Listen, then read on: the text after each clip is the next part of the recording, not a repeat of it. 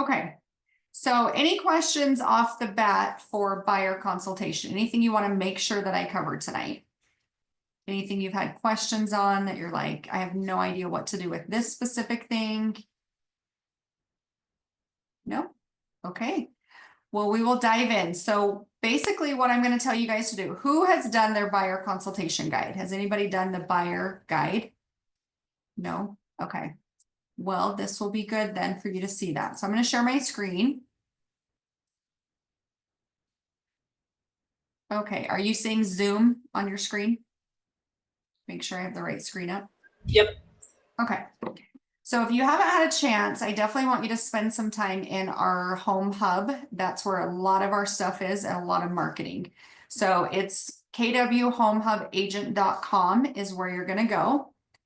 So I'll just go straight to the home. If you have not signed into this, you're going to just have to sign in, create a password. Super easy to do that. I like using this as my dashboard. So you can see that you have your Gmail here, your MLS, the master calendar, that's for the entire county, the back end of KW, your command login. So you can just set this as your home page, your DocuSigns on here. So you can pretty much just work from this. So when I pull up my internet, this is the first page that comes up and I'm ready to go to work. So this is the home hub page and you all have access to this. Then we're going to go in here to this home hub marketing material. That is where you're going to find the guides. So if you go in here, you can see there's 3 separate guides. There's no reason why you can't do it yourself. I still do everything myself. It's nice. You can pay somebody to do it if you want. We do have a marketing department. So that's what that means. It's done for you. They'll fill out the template for you for $50, or you can have a completely custom guide for you for $150. So that's what these 2 are. I'm going to encourage you just to stay in the do-it-yourself. The templates are awesome. So if we go down here, you can also pick out kind of which aesthetic you're looking for. So they all basically have the exact same content and the buyer's guide is going to have the same information. So really it's just kind of the way that, like, I kind of like this black one for some reason, it just pops to me, but it doesn't really matter. So we're going to come in here, we're going to click on edit to the buyer's guide. And if I'm going too fast, you guys will just have to let me know. I'm going to open up the template. It just takes you into Canva. So you do have a free Canva account with KW. You should not have to pay for anything here to use any of our templates. And this is the guide. So spend some time creating this. You don't want to make it too custom. You want it to be something that you can print and go for every single appointment. But I absolutely will not go into an appointment without one of these, and I'll show you why. I am confident if you had this packet in front of you and I sat a buyer down that said, hey, a buyer wants to meet with you at 5:45 tonight, you would be able to get through a presentation by following this guide. So I'm going to go through it and I'm going to show you, how I would dive deep into some of the bullet points here. But if you didn't dive deep, you'd still get through it. You could literally read the words and get through this. So a couple things you do have to customize, just your about you page. You're going to just upload your photo. You're going to create your little chat GPT in here and whatever you want to say about yourself. You're going to fill out your content or your contact info. Then there's this roadmap in here. I'm going to come back to that. And then it just looks pretty. So it just has marketing pieces in here for you, what they need to do. To me, it's a really nice way, a nice thing that they can take home with them. Once you get this complete, the front desk will help you print and bind these, and we will put like a little plastic cover on the front. So it looks really nice and professional. But in a bind, I have printed this from my home computer, stuck it in a folder and taken it. So it doesn't have to be super fancy. This kind of does its own work for you. But you can see it just kind of goes into the process of purchasing a home. So I don't spend a lot of time in all of this stuff down here. My entire presentation or consultation, we will say, is the roadmap. So I'm going to spend all my time right here on this roadmap. And that's what I'm going to cover with you guys tonight. So the biggest thing is you want to make sure that you have an appointment with the person. So anytime somebody is starting to talk about purchasing a home, I basically just say, great, when would be a good time that we could get together so I can show you how I'm going to help you purchase a home. If they're a first-time home buyer, I would say, great, when can we get together so I can go over my first time home buyer program with you. If they're purchasing a move up home, great. When can I sit down with you and go over my home buying guide with you? If they're an investor, great. When can I sit down with you and go through my investor program with you? So you get the point here. Whatever they say, I'm going to basically say I have a program built for that. And this is the program. I'm going to go through the exact same thing with every single buyer. I can tell you fairly recently, I sat down with somebody and she told me, she says, I've purchased probably 10 homes in my time, and nobody has ever explained to me how to actually purchase a home. So just by sitting down with them and going through this, you're going to stand out way more than any other realtor they've ever met with. Most people won't do this. And again, the whole purpose is to make it easier for you to get the document signed, the buyer agreement signed, and for them to understand your expectations. So I think it's super important when people get upset or things are bumpy, it's because their expectations were different than yours. Somehow we weren't on the same page. So this is a good way to get on the same page. So any questions yet before I move on? Things that I would take with me. So I'm going to have my pretty packet. I'm going to have what I call as a data input form, which is basically just a form that has their, kind of like if you were to go to the doctor and they hand you a clipboard and you start filling out the paperwork, it's going to just have their name, their address, their email, their phone numbers. And then I take notes on that page. So I will have something with me that I can take notes on, because this is going to be a two-way conversation and I want to take all the notes I can so that I know exactly what we're looking for. So bring them into the office. Every office we have has conference rooms. You can use them anytime. It is best if you reserve a conference room just in case it's a super busy evening or afternoon. There are multiple conference rooms in every office, but we do want to make sure that you don't show up and not have a place to do it. And with a buyer, I always take them into the office. Number one, safety. If I've never met them before, this is a good way to find their motivation. They're driving into my office, and you can use any office. So if they're like, well, I live in Sandy, I'd be like, great, I'd love to meet you in our Fort Union office. I live downtown Salt Lake. Great, I'd love to meet you in our Salt Lake office. So you can use any KW in the county that you need to. We also have a wonderful one in Utah County that you can use as well. So any Keller Williams across the globe is pretty open to you guys popping in and using whatever you need, just so you know. So then I'm going to sit them down. I will ask them if they want some water. I usually take water with me. And then I just explain to them, I just want to explain the process, how I work, want to make sure we get your questions answered. And, really find out what it is you're looking for and just make sure we're on the same page. So I will literally open it up to this page and I will go through these steps. And so I'm going to give you kind of some scripting or what I use at each one of these steps and the purpose behind it. So this is going to be obviously a little bit longer of me explaining it. And then this takes me about an hour to do with the client because this is a two-way conversation. So number one, I will let them know, I'll say, okay, step number one, you can see here is finding an agent.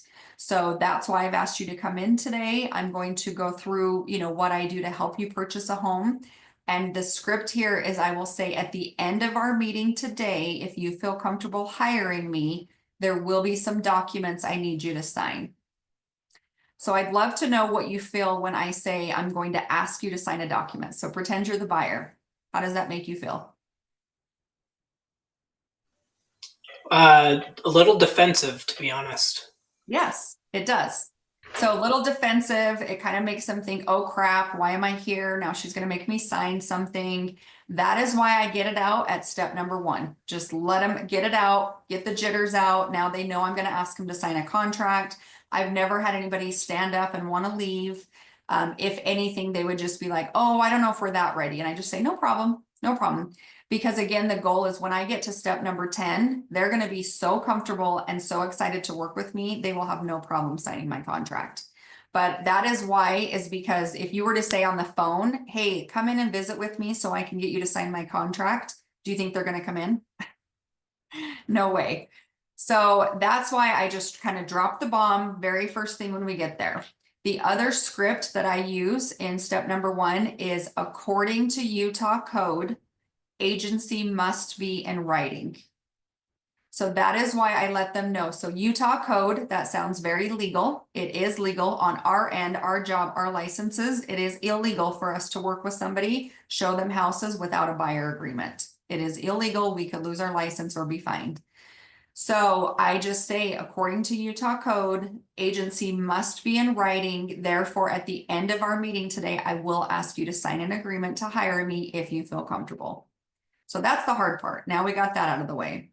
Then I say, so step number 2 of finding a home is determining what you can afford. So really this is the pre-qualification. So now I'm going to ask them, have you been pre-qualified? Have you talked to a lender? Do you know? Most of the time, like 99.9% of the time, they have not. Or if they have, they'll just say, oh yeah, I went into my bank and they said I'm approved. So I'm going to spend time on step number 2 explaining the importance. So number 1, we want to make sure we know what you can afford. If I'm showing you $700,000 houses and we determine that you can only afford $500,000, you'll never fall in love with a $500,000 house after I've shown you a whole bunch of $700,000. We also don't want to waste your time. We don't want to waste the seller's time, and sellers require that we have a pre-approval letter before we can do anything on their house.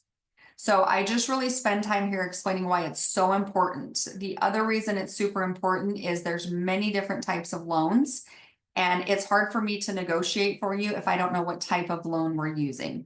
So I need to know, are we using a conventional loan? Do we need the seller to pay your closing costs? Do we need to ask for a buy down of rates? Like, we don't know any of this stuff until we have you speak to a loan officer. And usually, even in these buyer consultations, I will have a loan officer either prepared to answer my call during the meeting, or sometimes I'll have them come with me. So if there's any questions that come up right here, I can jump on the phone and get the lender on the phone with me. The other thing I say here, and this is I found along the way, super important for me and my business, because most of my business is referral. You will find that people may not want to work with you, like friends and family, because they don't want you to know their financials. I have found that to be the case. Like, my husband's referred people from his work and they kind of feel weird, like, oh gosh, his wife's going to know. So I always say in here too, just to ease their mind if they're thinking about it, I don't know your financials. So it's important. My job is to help you in the home buying process. The lender's job is to help you with the financials. So basically what happens is your lender is going to give me a red light or a green light, and they're going to tell me what type of loan and how I need to negotiate. I don't see your finances. I don't see your credit report. I don't see where you work. I don't see your job or anything. I do reassure them here because I have had people that have been very uncomfortable with me knowing their finances. So that's something else I will say on step number 2.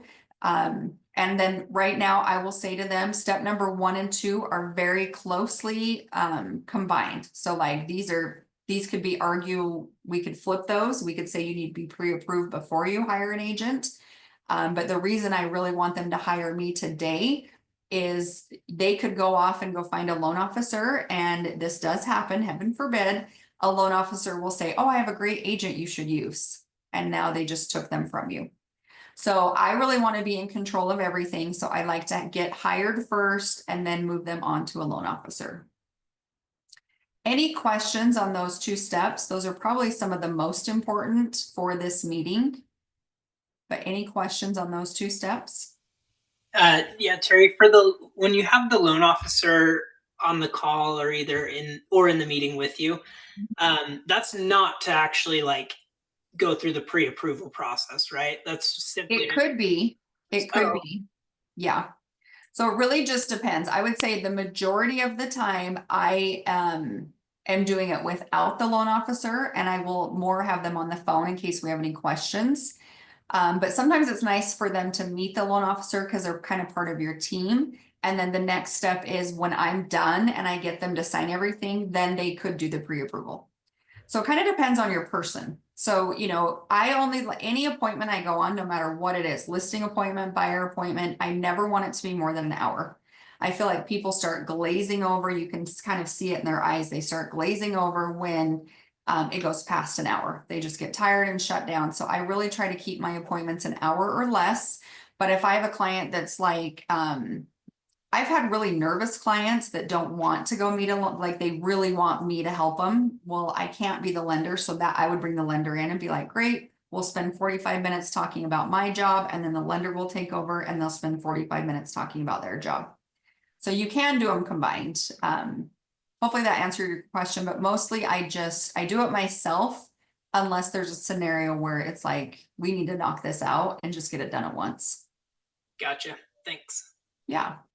Any other questions on these two steps? Okay, so now I'm starting to take notes. So I even picked up a pen just out of habit, but now I'm in front of them. I'm going to start taking notes. So step number 3, I say, okay, so now this is the fun part. This is where we're going to start talking about what kind of home you want. And I want to talk about all of your needs. And we're going to talk about the process of actually going shopping and seeing homes. This is where they want to get to. And it's like, they have to get step number 1 and 2 done before I will ever let them get to step 3. So I'm taking notes, and now I say, so tell me what you're looking for. So then this takes 10-15 minutes just on step 3, because they're going to start telling me. They're going to say, well, I want to be in the south end of the valley, or I really want a brand new home, or I really want, you know, a 3-car garage. And I'm writing everything down so they can see this is important to me. And then I start digging deep on the questions. So tell me about the south end of the valley. What's important to you about that? Tell me, so you said 3-car garage. So do you guys have multiple cars? What do you like to do in the garage? Like, this is my chance to really get to know them.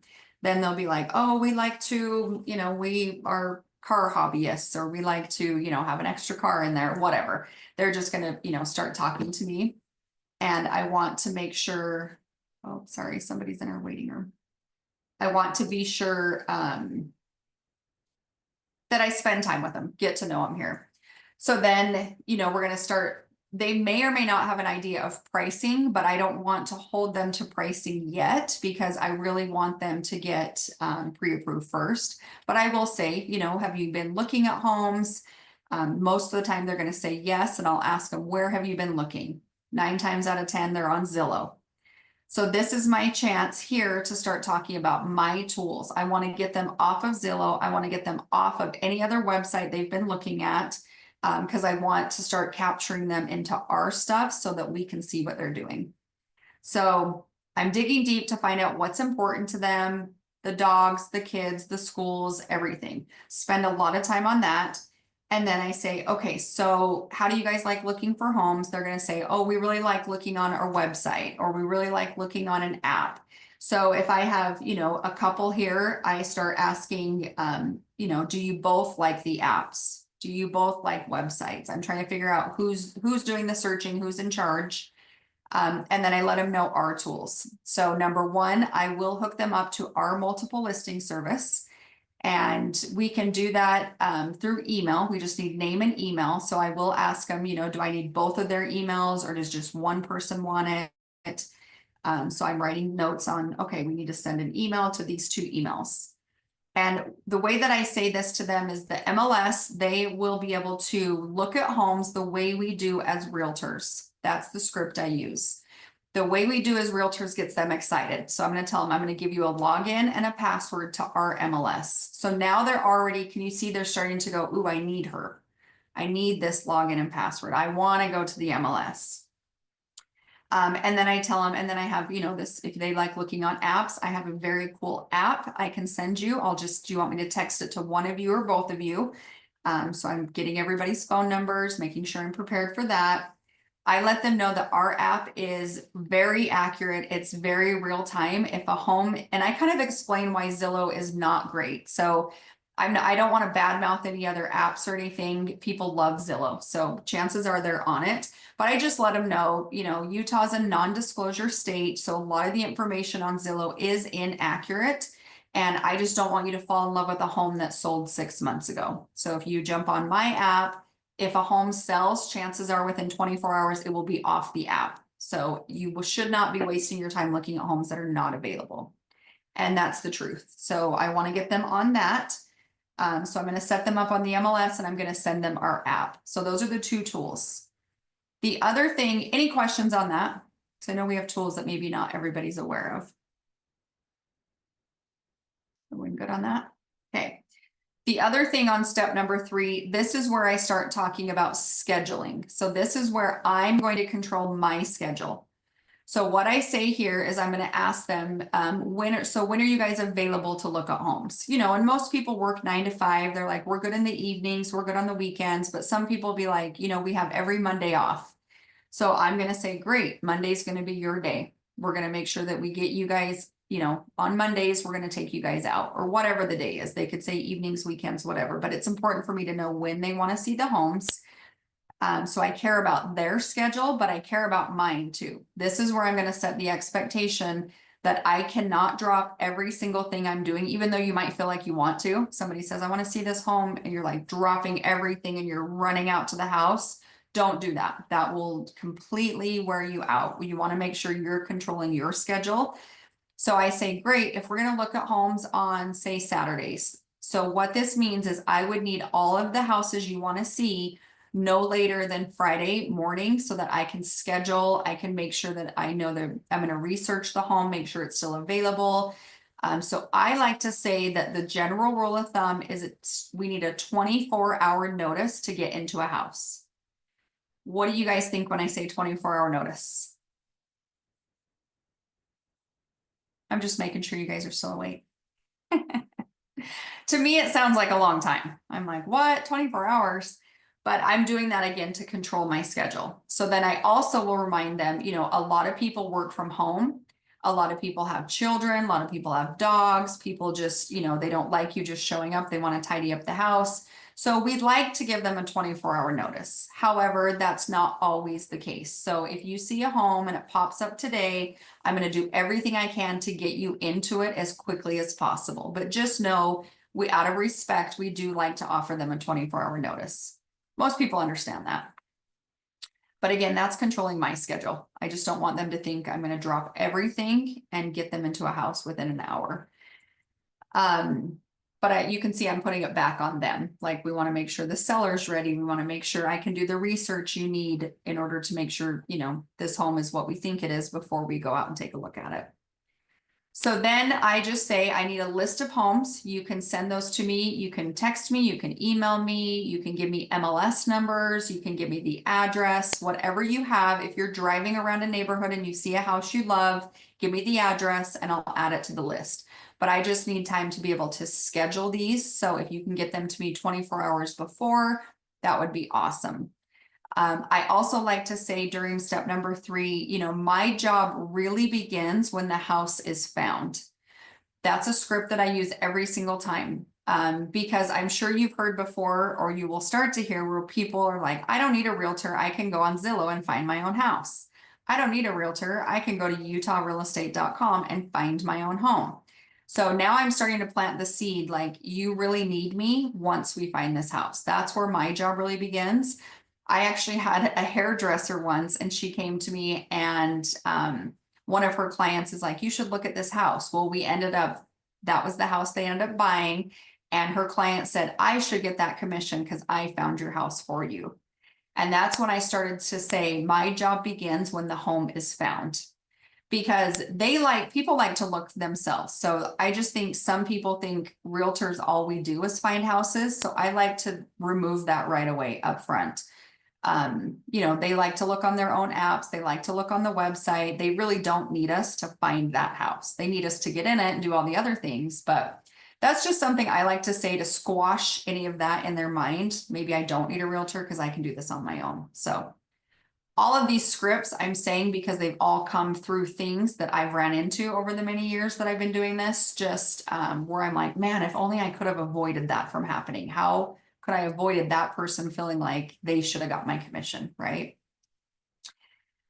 So step number 4, which this kind of goes funky, we're going to go down to step number 4, which is the offer. So now we've talked a lot about looking at the houses and going out shopping. Now I'm going to go to step number 4. So step number 4, Mr. Byer, is when you see the house you like, I'm going to encourage you to immediately put an offer in on your house. So I know sometimes that can seem scary. You know, I've had people that say, oh, we want to sleep on it first. We want to pray about it. We want to fast about it, like whatever you want to do. But I've had many people lose homes in that time. So what I prefer to do, Mr. Buyer, is encourage you to write up an offer. I will protect you so you can back out for almost any reason without losing any money or any consequences. But by us writing an offer immediately, it puts you in the driver's seat. It takes that away from the seller. So we always want the ball in your court, Mr. Buyer. And writing an offer immediately is going to be one of the best things we can do. So during step number 4, I'm explaining to them what the offer looks like. So what will happen is you're going to say you love this house. I'm going to say, great. I'm going to go back to my office. I'm going to do some research. I'm going to run some comps. I'm going to make sure they're not $100,000 overpriced. I'm going to make sure that the home is available. I'm going to talk to the agent. I'm going to figure out what the seller's situation is. There's a lot that goes into writing an offer, but that's why I'm going to encourage you to do it quickly so we have time to do all of this. So writing up an offer, it basically is, a 6 to 10 page legal binding contract. And I use that in my scripting, legal binding, because I don't want people to just think we are here just to throw offers. Like, we're being serious when it's time to write an offer. It's a legal binding offer. And so typically what we will do, and now I'm starting to plant the seeds of they're going to be signing the document. So I already told them in step 1, you're going to sign the document. Step number 4, I'm explaining most of our stuff is done through DocuSign. So tonight, when you sign my contract to hire me, that will be one of the last times you actually sign using a pen. So there's like seed number 2 I just planted, and they can get nervous again, like, oh, she's gonna ask me to sign a contract, right? But I'm just saying, and most people are totally fine with DocuSign. Very, very seldom do I have clients where they are not comfortable with that. But if they're not, you'll find out now, and you could always go, take it to them in person. But I just let them know tonight's going to be one of the last nights you will sign anything in person with me until we actually get to closing. Everything else will be via DocuSign. So then I go on to, once we've written the offer, it takes me about 24 to 48 hours to negotiate on your best behalf to get us under contract. So step number 5, basically I'm negotiating with the seller. I've got to figure out what is their situation. Do they have another house to buy? Have they already purchased a home? Do they have to go shopping to find this home still? I basically am going to try to figure out all I can about their situation, because obviously that affects our numbers, it affects our dates, it affects everything that we have to negotiate. So this could take 24 to 48 hours to go back and forth, back and forth. Once that's been complete and we go under contract, at step number 5, you will have to put down earnest money. So I like them to know right up front, they will be putting earnest money down. So earnest money, basically what that is it's a deposit, just like it sounds. You're going to be very earnest in your efforts to purchase the home. You will have to get us a check or a cashier's check or a wire within 4 days of the negotiations being complete and the offer accepted. And then that will be cash and held in an escrow account, and you will receive the credit for that at closing. So you will not lose this earnest money unless, of course, there's situations, and I'm not seeing this a lot right now, and I just tell them exactly like that. There are markets where we will do non-refundable earnest money. In today's market, I'm seeing most people are accepting offers where you have contingencies that we can back you out for almost any reason. So I just know that I'm going to protect your earnest money. I will let you know when we get to the point of no return and your earnest money is no longer refundable. But you're going to have a few weeks where we can do a lot of things to make sure this is the house that you want before you're going to lose your earnest money. But we will need that right up front. Earnest money is typically 1% of the sales price. So it's very important that they know this, because right now, if you're starting to deal with a home buyer that's like, I don't even have any money in the bank, I can't write earnest money today. Now they're going to start knowing that they've got to start saving some money. So even 100% financing, and you can do, there's lots of programs for 100% financing, they still have to have out-of-pocket money to purchase a home. So it's important that they know that, because if you take them out shopping and then you say, great, I need your earnest money, and you didn't explain this to them and I need 1%, they're like, I have $500, and you're like, there's no way that's going to work. Now that's a problem, right? So again, super important we're doing this consultation so they know everything. So the general rule is 1%. Doesn't always have to be 1%. If it's $1 million house, we can probably get away with not doing a full 1%. But if you're looking at a $500,000 house, if you're looking at a $400,000 house, people are going to want that deposit to be pretty darn good. So not always 1%, but that's kind of the general rule. Questions on that? Offer or earnest money? Nope. Okay. So then I just explained to him, now we're under contract. So now we're moving forward. I also like to stop right here in this negotiation step number 5 and going under contract, and let them know at this point, I don't want you to do anything with your finances, nothing. I don't want you to change jobs. I don't want you to buy a car. I don't even want you to pay off any bills or credit cards without talking to your loan officer. Because I remind them at step number 2, you got pre-qualified with certain parameters. And when we go under contract, if anything changes, it can change your whole pre-qualification. And again, I'm telling you guys this stuff because the crazy stuff happens. I've had people show up to inspections with brand new cars and they're like, well, I thought when I went under contract, it was done. I'm like, no, no, no. When we go under contract, you don't do anything. You basically go into a holding pattern. So you don't do anything without your lender knowing. The lender may tell you to pay off a credit card, great, but don't do it unless they told you to. They may tell you to, change your job or whatever, great, but don't do it unless the loan officer tells you to. I've had people go on work trips where they put stuff on their credit cards and no longer qualified for a house. So it gets pretty touchy here, and I remind them several times throughout the whole process. So I'm telling them during the consultation, but also when I'm on the phone with them and I say, great, we're under contract. Remember at the consultation, I reminded you, don't do anything with your credit right now. Don't do anything with your finances unless the lender knows. Constantly remind them because this happens a lot. So then now we're under contract. So the first thing we're going to do is we're going to set up a home inspection. So now we're on step number 6. We're going to set up a home inspection, and this can be, I would highly recommend that you hire a third-party home inspector, and I have good referrals if you need a referral. But this can also be you. It can also be your uncle, your brother, your sister, your cousin. If you have a plumber in the family or you have a contractor in the family, you don't have to pay someone to do an inspection, but I would definitely recommend that you do some form of inspection, again, to make sure that this is the home that you want and there's nothing wrong with the house. A home inspection, I'm also letting them know right now, is an out-of-pocket expense. So if you are doing a home inspection, they can range anywhere from $500 to $2,500, depending on what you want to inspect for. But you can inspect for radon, you can inspect for mold, you can inspect for meth. Your general house home inspection is going to be around $500, and they're going to check basically, kind of foundation in, they're going to check roof, they're going to check the workings of the inside of the home. It usually is sufficient, but you can add on anything else you want to add on. But we will be doing this within the first week of going under contract, and you will have to pay that inspector at the time of inspection. So now you can see I've told them they need earnest money. They also need now home inspection money. So if they were not planning on having any money, they can start thinking about how to save up their money to purchase a home.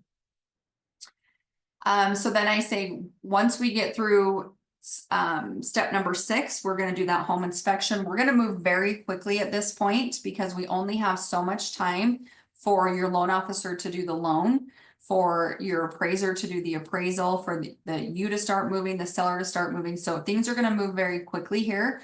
So I would ask, when it's time to set up the home inspection, we need to do it within just a couple days. We will have like maybe 24 hours to look at what's wrong with the house and get other people in there. So if we do need to bring in a plumber, we do need to bring in an HVAC person or somebody for a second opinion, we have to do that very quickly. And I will help you do that. I have a lot of people on my team that are going to help you do that. But just know we cannot move on until we get past the inspection. So we're going to get through the inspection. If something's wrong with the house that cannot be fixed, or I can't negotiate with the seller to fix it for you, we can back you out and get your earnest money back and not move forward. But moving on to step number 7, the reason we want to do your inspection so quick is we don't want the lender to order the appraisal without us knowing that we're moving on. So step number 7, the lender is going to order an appraisal on your behalf. This is done through a third party. I'm going to do everything I can at step number 4 when we're writing up an offer. I'm going to go through and run comps and make sure you're not overpaying for the house. But the lender is going to require that you do have a professional appraisal done. These appraisals cost around $700-800. And this is usually a 50-50 whether they have to pay for this out of pocket or if the lender puts it into the loan. So a lot of times, just so you guys know, what happens is the lender will require a credit card to be put on file.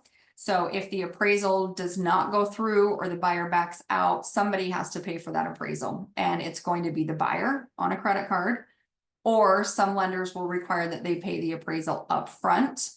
Some lenders will let it go in as a closing cost as long as they move forward, but it's really, if it doesn't move forward, the question is who's paying for that appraisal. So it's another $700 risk to the buyer, but we don't want to put their earnest money, their $500 for the inspection, and now another $700 for the appraisal on the line. So we'll talk more about this when we talk about contract to close and how we handle all of this as far as timeframes. But just so you guys know, that's another reason why we move very fast. And at the same time, I'm going to hold the lender off and say, don't order the appraisal. The inspection doesn't look great. I need some time to negotiate repairs. Or at the inspection, I'll ask the buyer, is there anything here that would stop you from moving forward? And they're like, nope. If they fix the light switches, that'd be great. But if they don't, no big deal. Then I'll call the lender right up and say, we're good to move forward. Go ahead and order the appraisal. Because when we talk about dates, you'll see everything moves quick and it all starts at the time we go under contract. So we don't want to take away time from the loan officer. They need the most amount of time to get the loan done. So appraisal. So then I just explained to them, once the appraisal comes in, if it doesn't come in at the value you're purchasing it, we renegotiate the price, or we get them to come down on the price, or you can back out. So I just let them know throughout the process, there's several places that they can back out and get their earnest money back if things aren't going well. Once the appraisal comes in and everything looks good, the appraisal goes back into underwriting and we move on to step number 8, which is the loan approval. So from start to finish to get loan approval, this takes about 3 weeks. And I do like to remind them again, so during this 3 weeks, as they're processing everything, you don't want to do anything with your finances without your loan officer knowing, because we want everything to stay the same. Once we get the final loan approval, that means we're about a week away from going to closing. So the final loan approval, during this time, they could be asking you, we need updated pay stubs, we needed updated verification of employment. The loan officer is going to be in touch with you for things that they might need. Please move very quickly when they ask you for something. This happens a lot where buyers are like, oh yeah, they need a copy of my check stubs and it's just gonna, I'll get to it when I get to it. It's gonna kill you on your deadlines. So again, I'm setting expectations. When a loan officer asks you for something, let us know if there's gonna be a problem. We need to move quick. Once we get the loan approval, then basically they are putting together all of the paperwork. We're going to go ahead and schedule a closing. I tell them I like to schedule closings on Tuesdays or Wednesdays, so that way it has time to fund and record. It's also important that they know when we go to closing, they do not necessarily get the house that day. So it takes 24 to 48 hours for them to for it to actually transfer and be paid and everybody get the money that they need before they actually own the house. So I let them know we're going to set up a closing on Tuesday or Wednesday because most people want to be able to move in for the weekend. And I don't want that held up because if we close on a Friday and it's in the afternoon, we will not be able to get you keys until Monday. And we don't want to lose that whole weekend. So I'm talking more about their schedule, like what it looks like if they're wanting to move on a weekend. I also like them to know the deadlines are hardcore deadlines. However, I don't want them planning on, so step number 9, setting up movers. So if on the contract settlement says May 31st, we're going to close, I let them know it could be sooner. We hope we don't need an extension, but it could always be later. So wait until I give you the full loan approval before you start setting up movers. Movers can be hard to rearrange or cancel.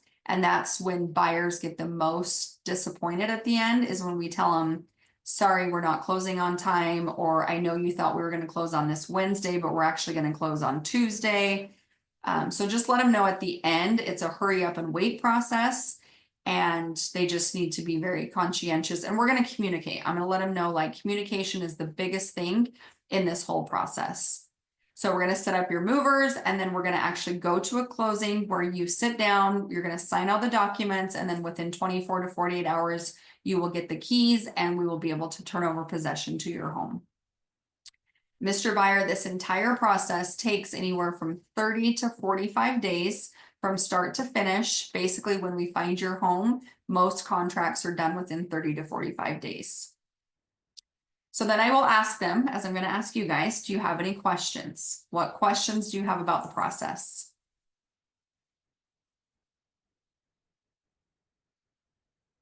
That's good. I'm glad you guys don't have questions. I guess that means that if you were to explain this to a buyer, they got it. So then I say, okay, great. So do you feel comfortable hiring me tonight? And then I'm quiet. Because at this point, do you feel, I'm going to pick on you, Braden, just because I can see you and you answered me. But now that I'm asking you to sign something, do you feel differently at step 10 than you did at step 1? Yes, for sure. How do you feel differently? Way more informed, and like, I wish our real estate agent would have done all of this for us when we were buying. And honestly, that's how your buyers are going to feel. Your buyers are going to feel the exact same way. So going back to the whole strategy behind this is you're kind of dropping that bomb. I'm going to ask you to hire me. I'm going to ask you to sign something. And then you give them all this information and they're going to feel that exact way. They all do. They say it. They say, nobody's ever explained this to me. So now they feel confident. They're like, yes, I need you. So I just say, okay, do you guys feel comfortable hiring me tonight? I honestly, I mean, I want to say I'm 100% at getting this signed the first time, but I know there's been times where people have said, can we talk about it? So I'm probably 99% realistically. But if you do this consultation, your numbers will be so high that they will say yes to you right now. And so I do have my contracts with me. The pretty packet, it's bound and everything. In the back of the packet, I slide my contracts in. So another strategy of that is I don't like my legal contracts to be out on the table, because I don't know if you're like me, but if I see somebody's contracts and they're wanting me to sign something, I'm not paying attention to them. I'm trying to see what that contract says. So I purposely stick it in my binder in the back, and I don't want them to see it. And then I just say, you know, do you guys feel comfortable hiring me? I'd love to work with you. And they're like, yeah, let's go. I'm like, great. Well, you remember that I did say we're going to have to go over some agreements tonight, and then I pull them out. And I can quickly go through the agreement. We still have time, so I can explain how I go through that. But I really paraphrase it, and they're very comfortable. Again, it's kind of a big contract, so by the time I get through it, they just feel like they got more information and they're pretty comfortable signing it. My goal is to not have this be longer than an hour, right? So I want to, but you can see this one page took me 45 minutes to get through. Yes, I'm elaborating and explaining more to you guys, but by the time they're talking back and forth, it does take about 45 minutes for this one document. So to me, this is what helps get me through. So like I said in the beginning, if you were just to read these words, it's going to remind you what to say and you would be able to get through it. So if you ever get hung up and you don't have this in front of you, you're going to miss telling them how much earnest money is. You're going to miss explaining that they needed to pay for the home inspection or what happens with the appraisal. So get really good at this. Both of our guides, the buyer guide and seller guides, are really good learning for you guys. So study those. Because if you go down here, now what you'll see is this is really explaining everything I just explained. Why you need a good agent, what we do for you, how you're an expert, your technology, just, you know, who we are as a company, why choose us. If I were to go right here, this is my thinking. I don't know if everybody feels this way. I love being part of the #1 company in the entire world, but I don't think people care that much about it. So this is one of those, when they get home, they get to go, oh, wow, these guys really do sell a lot of real estate, but I'm not going to brag about it. It's not about us. It's about them. But just so you know, you can say that's in there for them to look at. Then we get into step number 2. We're going to start explaining how that works. It goes into more detail, that they can read on their own. Or they're gonna talk to the lender about it. Do I need 20%? Do I need 3%? This is gonna answer that question when they get home or when they talk to the lender. This explains the difference. So this is just elaborating on everything I just did. I just choose to do it with the one page because it keeps me on track. What it looks like to look at homes, so what it looks like to make an offer. So it's good education for you guys. So definitely go through this and read it and learn what it says, so that you can do exactly what I just did with the one-page document. Questions, thoughts, concerns? I have a really easy, hopefully simple question. How do Okay. you, when you present this, do you typically like put it in a binder or do you get like the spiral?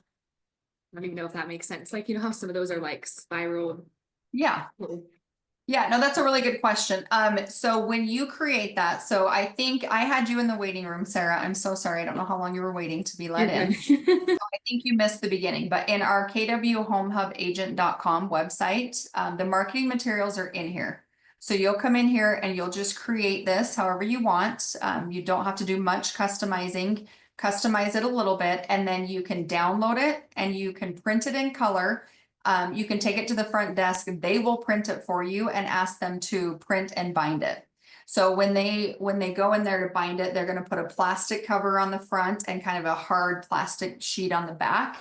And it's a heat bind. So super easy, super inexpensive. And it just makes it look really nice. But there's been many times on the weekend where I've been in, I like to have 2 or 3 ready at all times. Like if you build it, they will come, right? So I just have it waiting, and if it's just like, oh my gosh, can you meet tomorrow, and I don't have one ready, I will just print this from my computer and stick it in a folder. So that also works too, because for me, all I'm doing is pulling out that one page and then I'm sending the rest of this home with them. So hopefully that answered your question. Yeah, that does. Thank you. Yeah. I have some here I've made. You can get real fancy and customize them. I've made a few. Let me show you mine. You can make them, you know, send it to Alpha Graphics. So this is what I use a lot, and it has a folder in the back. So I'll put my contracts back here so they don't see it. And then like everything else is what you see mostly in that template. This one is customized. But it goes through just the whole process, and it just has the one page and it's just pretty. So it's just the home buying process, and then they take the rest of it home. So you can turn it into your own folder too. These are more expensive, and we got these, my partner and I, a long time ago, and I still use the print and bind from the office. It's just easier for me to print them and bind them and move. But I did create these ones, so. Any other questions? I'm gonna go through the forms with you really quickly. But any other questions on the consultation? The biggest points I can tell you is make it conversational, make it informative, make sure you're asking questions back to them, dig deep, because we don't want it to be a super sterile, like even tonight, that feels a little bit sterile to me because I don't have a lot of interaction on the other side. So take time, you want to get to know them. You want to get to know their kids, their jobs, their all of that, right? So spend some time getting to know them, and then you give them all this info, and then they're super comfortable with you. But if you did not do this, if you had somebody call you and say, hey, I found out my neighbor's house is for sale and I want to go look at it, and you go over there and you try to do this at that house, it's going to be difficult. And now with the new laws, it's even more difficult to be like, yeah, I can show you that house, but I need to send you a legal binding contract. If you sign it, I'll let you in the house. It's just so sterile and uncomfortable, and this is a relationship business. So I always just say, oh my gosh, I would love to help you. When would be a good time we can get together? And usually in my script, I'll say 15 minutes, 15, 30 minutes. Let's get together. I just want to show you the process and how I work, make sure we're a good fit. Then I'll let you in the house. So if they're not willing to do that, I don't think they're that serious. It's not hard to get people. They want to work with a professional. I'd try to make it convenient for them, like wherever they're located, because we have offices pretty much all over the valley that are pretty convenient. So make it comfortable relationship. Okay, so now I'm in the MLS, and so I'm going to show you the forms. So the forms that I take, we do have a lot of forms and checklists to remind you of what forms we need. The form that I take with me in person, I only take a couple. I go into the legacy forms library. And we are going to do the buyer broker agreement. So you can filter here. So I'll just type in buyer and it'll bring up anything with buyer. So I will do the buyer due diligence because I just want that signed right away. It makes sense to me to do it at that consultation. And then I do the exclusive buyer broker agreement. And then I also do the wire fraud. So I will take these three and go over these with them. If you get uncomfortable, if you get to the point, and I'll say this on the side of the listing too, if you get there, because you can see these are huge, right? They're just intimidating to even look at. The goal is to get them to sign the buyer broker agreement. So if you do not get the due diligence signed, if you do not get the wire fraud signed at the consultation, it's okay. We can just docu-sign those. The most important document to get signed at that buyer consultation is the buyer broker because that's them hiring you. Then we can handle the other paperwork. I like to get as much paperwork out of the way as possible. And I've gotten good where I can keep this to an hour and not feel like I've just completely overwhelmed them. But sometimes when you're newer and you're like, I have to go over all these contracts, it's flustering. So I'd rather you sit down, do the consultation and get the one document signed than none, or be upset to do all of them. Hopefully that makes sense, but you don't have to stress about all of them. Just get the one signed. So when I put them together, I actually will do the buyer broker first. So this is not, I would do this one first. So I'm just going to explain and I paraphrase it. I just say, okay, great. So this document is bilateral. You're basically hiring Keller Williams and me as the agent. So you'll fill all this in before you get there. If you know the buyer, great. If not, you can go ahead and just handwrite it in. We can put pens on our contracts. That's okay. You can handwrite it in, and then the date here, the biggest thing to know is this is the ending date. I have a lot of people that will fill in today's date and then you just canceled your contract before you even started. So ending date, I would say most of the time we're doing, I'd probably do at least 90 days. Like that's like minimum. That's like they're going shopping tomorrow. But so most of the time I'd probably do 6 months. If it sounds like they need to do some credit repair or they're in a lease, I would do it for a year. You can do 18 months. So this, you can do whatever you want. Don't cut yourself too short. So even if they're going to go shopping tomorrow, 30 days isn't even enough because if there's a cancellation or any delay at all, you need at least 90 days. That's like they're ready to go. And then here you're going to put in, this is why I like to fill it in before I get there, just so you know. So this is kind of something new. You can say located in just a county, or you can say located at a specific address. So I always put in Salt Lake and Utah County because that's mostly where I work. Even if they're buying in Salt Lake, I will put Utah County because so many people start bordering that like Draper or Saratoga, you know, Lehigh. So I want to make sure I'm covered. So I will put both counties. This is how I prefer to do it. If I get the phone call that's like, hey, can you show me this house? That's where you would put in just one property. But I do not make that a habit in my business. I literally will sit down and I'm trying to capture them for everything, not just one house. This I would probably use more if it was like an investor or something. But do you have a question, Braden? Yeah, I was just gonna ask, can you update that location? So for example, like if somebody wanted to look over in Tooele, right? But that's not necessarily in Salt Lake in Utah County. Is that something you can update afterwards? Yes. There is a blank addendum to this, so you can always update it if you need to extend it, if you need to put a county, if you need to change the address, anything like that, you can update it. So I'm kind of doing that big umbrella the first time. So yeah, and you're in Tooele, so you probably would want to put Tooele if that's where kind of your people are going to be. So you can do both, all of them. Or just the property. Then you can say, this is where we have to see, you know, we have to ask, have you signed anything with any other brokerage? So hopefully the answer is no, but if they have, we can exclude specific properties. So now you will have people that are like, yes, I signed something, but it was just for 123 ABC Street. We can go ahead and exclude that property here and help them with anything else. So that gets a little bit tricky, but you can do that. Buyer's obligation. So this is where we're going to go through brokerage fees. So basically I just explained to them, I say, okay, I charge 3% to represent a buyer. We also have an administration fee. So I charge $3.50 and 3%. And I'm doing that to cover my transaction coordinator.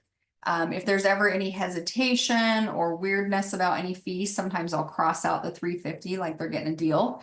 And pay for my TC myself, but nobody really squawks at that. So I would put it in there. It just helps you guys pay, your transaction coordinator, or your admin. So I just basically say I charge 3%, and how we get that is I will negotiate with the sellers to pay my commission. So you don't have to. If the seller is only offering 2.5%, and this is your business, so you get to say what you want, I will say, I won't let that get in the way of you getting your dream home. I'll go ahead and take the 2.5%, or again, I'll negotiate to get my 3%.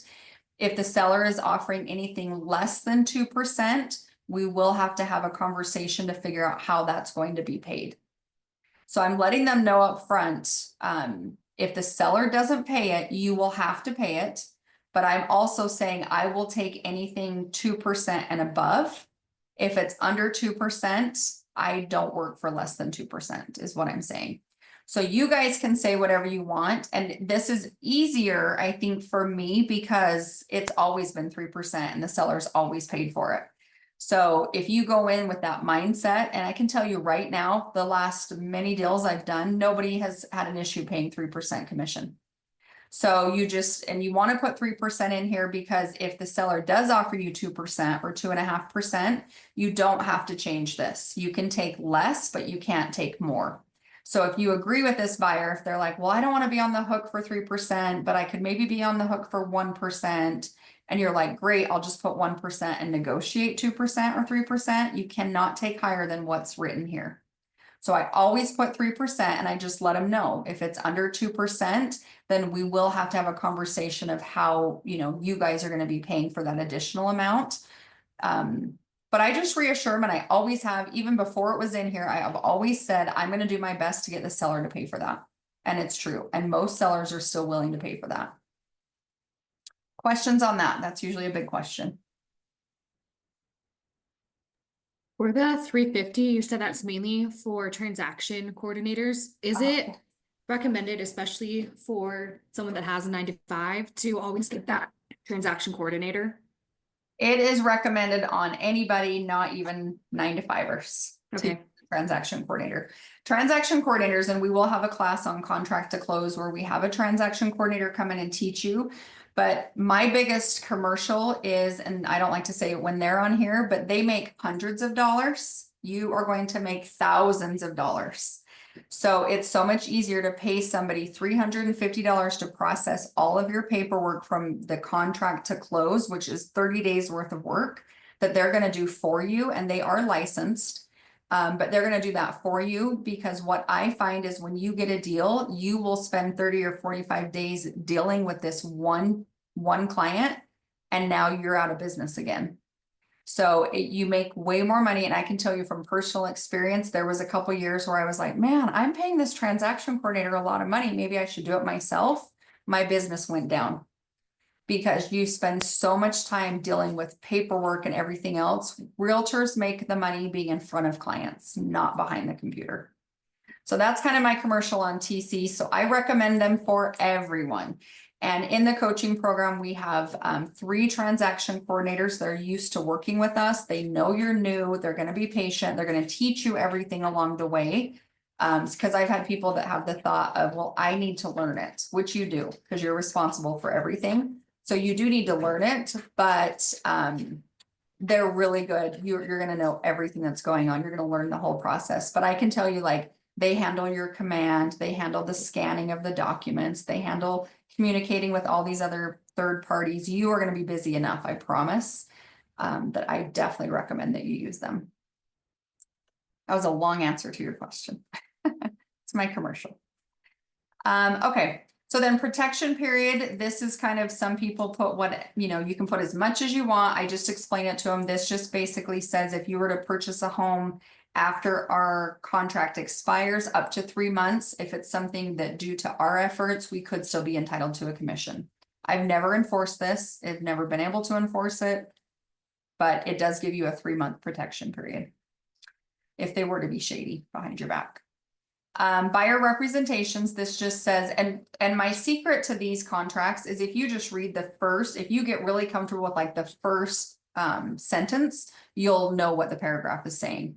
So this just says that that you are going to communicate, you're not communicating with anybody else, you're not any other buyer brokers, you do represent yourself as a very serious buyer to move forward in this transaction. Agency relationships. So I just say this just explains, you know, we have a difference between a buyer's agent and a seller's agent. Obviously, the buyer agent is to represent you, Mr. Buyer. Seller's agent represents seller. And then I say there is something called a limited agent, which means we would be representing both parties. But don't worry, if that were to come into effect, there's another contract they'd have to sign. So they're going to know if that's happening. So I just really reiterate here, I'm representing you 110% as your buyer's agent, and someone else is representing the seller. Professional advice. So this just says that we are trained to market and sell real estate. I'm not trained in any other profession like an accountant. I'm not an attorney. I'm not a home inspector. Any of that stuff, we ask that you seek outside professional help. And we have lots of people we can refer you to. We can help you get those professionals involved if we need to. Dispute resolution, this just says if we get into any dispute regarding this, I always say may. That we may go into mediation or we shall. Some people will say both. I do may. I've had some clients that are like, I want to be able to sue somebody if I want to sue somebody. Shall means you have to go to mediation before you can actually go to court. So I just say may at the options of the party. Everybody gets to decide what they want to do if there's any dispute resolution or any dispute that comes out of this. Attorney fees, I just say attorney fees are paid according to the governing law. So if there were any issues here, we had to go to court, it's just going to basically be what the judge says, is how I explain that. Buyer's authorizations, this just says that you do authorize, we will disclose information on the MLS afterwards. This is for appraisal purposes, which is basically the final terms and the sale of the property. You do allow me to communicate with you for the sole purpose of selling real estate. So this is really our way around the do not call list. If you're on it, you can't sue me if I call you. And this also does say that our earnest money is placed in an interest-bearing account and we donate the proceeds. Never had a question about that, but just so you guys know, if there's really not a lot of interest that goes off of 30 days. So if there's anything donated, it's not much, but we do donate it to this, it's called UAR HOF, which assists in affordable housing. So it's kind of cool. Typically I say there are no attachments to this, but if you did have some kind of an addendum you wanted to attach, that would be an attachment. Equal housing, we do not discriminate, is all I say. You can go into more detail. We comply by federal, state, and local fair housing laws. Emails electronic transmission and counterparts are okay. And I remind them again, tonight's probably the last time you're going to use a pen with me. Everything else will be electronic, and that's okay. Due on sale clause. So I just say certain types of transactions can trigger what's called a due on sale clause. This really only comes into effect if we are doing a lease option or seller financing. So if we come across those deals, we'll make sure we check into this before we let you move forward with it. And then this entire agreement, along with those other forms, that's why I like to bring them that night, including the buyer due diligence and the wire fraud, are considered one agreement and goes into effect when we all sign it. When I'm with them, I'm starting to grab my pen and I'm turning the contract around and I say, and that will be tonight. And I'm shaking my head, yes. And I'm putting the pen in their hand and putting it on the line and they sign it. So that is how I get this document signed. Super easy. That's literally about as fast as I go through it with them. But what questions do you guys have? know we're over time. We're a few minutes over. So I'll run through these other two really fast. They're super quick. So buyer due diligence, I'm again just kind of going through this paragraph. I just say this basically is saying that Utah is a buyer beware state. We are trained to market and sell real estate. We are not experts in building codes. We're not experts in rental of property. We're not experts in toxic substance, radon gas surveying, and that's usually where I stop. I'll just say basically anything that you want to do to make sure that this home is the one that you want. I'm saying you need to do your due diligence. We can help you through the process. You're going to have time to do it, but this is just our company's notice letting you know we are professionals in real estate, not everything else. And then I get them to sign it. It's very long, but they sign it. They really typically don't have questions. That's really your CYA document. I've heard, thank goodness I haven't had to go to court, knock on wood, but I've heard the first thing a judge will say to you when you go to court over a real estate transaction, especially with a buyer, is they will say, did you have a due diligence checklist signed? And if you say yes, it literally covers your butt. The people that say no, now it's up to interpretation what the buyer was supposed to do versus what you were supposed to do. So very important document. This is wire fraud, super important as well, easy to explain. I basically let them know wire fraud is running rampant. We have lots of stories. We haven't lost, but we've had clients lose millions of dollars in a commercial transaction. I personally have had a client lose $10,000 in a real estate transaction. I've had very close calls when it comes to wire fraud. Basically what we're saying, and you can just read what's here bold, never, ever, ever trust anybody emailing you or asking you to wire money. And it's important that we tell them, because one transaction I had, they literally will change the email by one letter, and that's how they get the information. So if anytime anything comes through, they really want to check your email, but especially when it comes to wire fraud and sending money. So I just let them know we're never going to ask you to send money through a wire. We will ask you to wire earnest money if you want, but it will be done through an app, and we will verify everything on the phone with you. So, excuse me, anytime you go to wire money, you want to get the title company on the phone and you want to verify stuff. You'll call them directly. Don't have them call you. Like, you want to really emphasize people do lose money to this. So I just tell them, do not ever wire money without talking to me, without talking to your lender, without talking to the title company. And typically the big wire comes through at the very, very end. And we won't need it till closing. And then they sign that. So I have them sign those 3 documents during the consultation. And then that way I know that I'm ready to go. The next documents usually are going to be like your offers and contracts, and you can do all that through DocuSign. Questions? Awesome. Sorry, Oh, quick okay. question. Say that you, for some reason your buyer's is like, yeah, can we just have a Zoom call or whatever to go over it? Could they also sign that document over DocuSign if needed as well? Yes. Yep, absolutely. Especially where I don't know if you're thinking of out-of-state clients. Yep. But yeah, we did. And especially during COVID, that's when we all got really good at all this, and we were able to do everything through DocuSign and Zoom. You totally can. I would still recommend when you're doing a Zoom meeting that you still do the consultation first and then go through the contract. The biggest complaint, and the reason why I think us agents have all gotten in trouble for, we have all these lawsuits happening, is because people don't explain the document that they're signing. So they're signing this document, agreeing to pay commission, but they don't understand it if we don't explain it. So I would just caution you to make sure it's not, that you are explaining the process, explain the document. It's not just shooting it over on DocuSign to them. Yeah. Makes sense. Thank you. You're welcome. Okay, anything I can help you with, you guys? Anything else tonight?